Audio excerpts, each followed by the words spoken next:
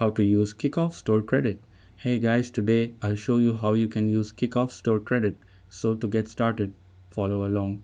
Step 1. Sign up and get approved.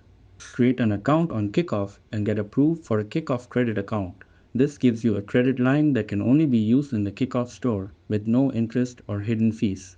Step 2. Browse the Kikoff store. Log into your account and explore the Kikoff store.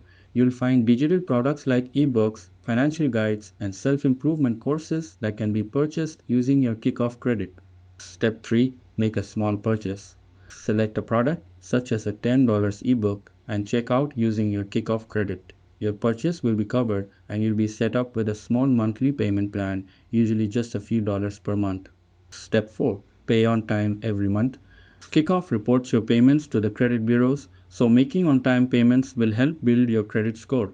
Even a $5 monthly payment can positively impact your credit over time. Step 5. Watch your credit score improve. By consistently paying on time, you'll establish a strong credit history without worrying about high interest rates or debt. The more responsibly you use Kickoff, the better your credit score can get. That's it, and thanks. I will catch you all in the next video.